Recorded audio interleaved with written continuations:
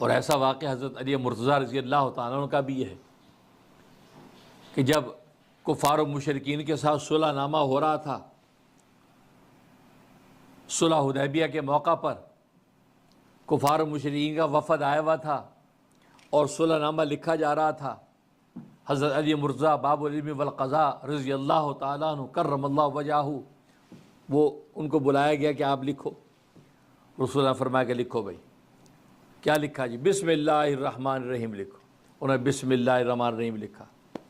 جیسے ہی لکھا تو سامنے فریق نے کہا جی ہم تو بسم اللہ الرحمن الرحیم مانتے ہی نہیں، ہم تو اللہ کو رحمان مانتے نہیں، رحیم مانتے نہیں ہیں، ہم تو جو لکھتے ہیں بسمک اللہم لکھا کرتے ہیں، ہم تو بسمک اللہم، اے اللہ تیرے نام سے شروع کرتے ہیں تو بسمک اللہم لکھیں، اس لیے کہ ہم اس اللہ کو رحمان رحیم مانتے نہیں تو ہم کیوں اس کے پر سائن کریں؟ تو رسول اللہ نے فرمایا کہ علی وہی لکھ دو بسمک اللہم، اس لیے کہ بسمک اللہم ہم بھی مانتے ہیں کہ اللہ تیرے نام سے شروع کرتا ہوں، تو لہذا اللہ کا نام تو آ گیا، لہذا یہ آپ نے اس کو مٹا کے وہ لکھ دیا بسم اللہ الرحمن، بسمک اللہم لکھ دیا۔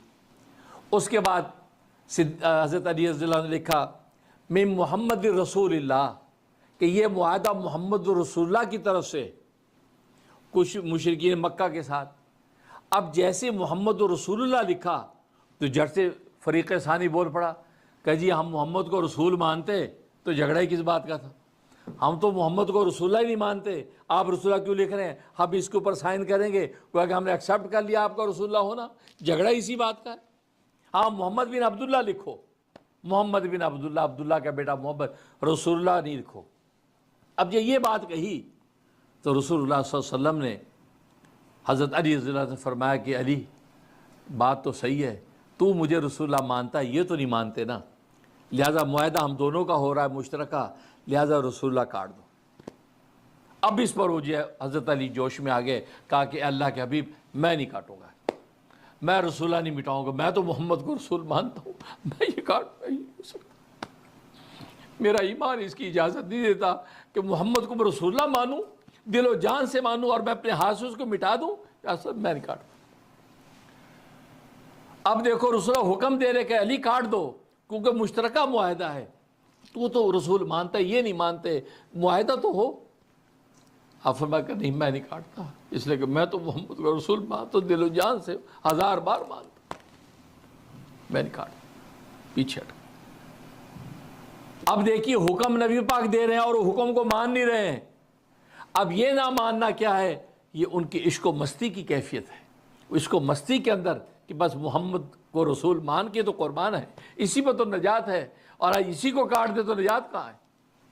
میں نہیں کاٹتا۔ حالانکہ بظاہر کاٹنے میں ایمان پر کوئی فرق آنے والا نہیں تھا، کیونکہ رسول اللہ صلی اللہ علیہ وسلم خود فرما رہے ہیں، لیکن یہ تو عاشقوں کی بات ہے کہ عاشق اتنا بھی گوارا نہیں کرتے کہ نہیں بھلے رسول اللہ بھی کہہ رہے ہوں، نہیں میری عشق و مستی اور میرا عشق رسول گوارا نہیں کرتا کہ میں کاٹوں۔ تو رسول اللہ خود پوچھا، بخاری کی حدیث ہے، کہا کہ علی بتاؤ وہ کہاں پہ ہے؟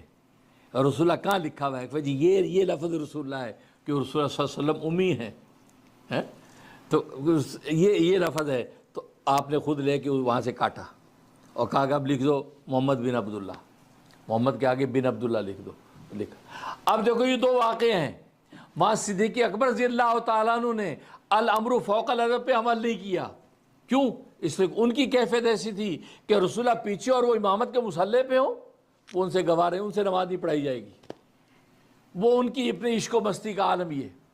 اور ادھر حضرت علی رضی اللہ تعالیٰ عنہ یہ بھی الامر فوق الادب پہ عمل نہیں کیا، کیوں؟ اس لیے کہ حضرت علی کو جو جوش محبت ہے، جو دل و جان سے وہ شروع بچپن سے جس کو رسول مانتا چلا آ رہا ہے، اور آج اس کو رسول اللہ ہونے کاٹ دے، یہ گوارا نہیں تھا۔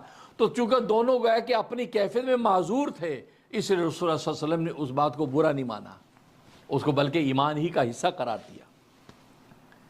ورنہ اصول یہی ہے کہ الامر فوق الادب، کہ بڑے کا جو حکم ہے وہ ادب کے اوپر فائق ہے۔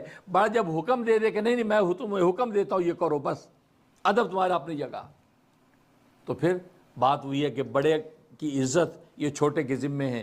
یہی وہ رشتے ہیں کہ جس کی نوعیت دین اسلام نے اور فطرت نے قائم کر رکھی ہے کہ چھوٹے بڑوں کی عزت کریں اور بڑے چھوٹوں پر شفقت کریں.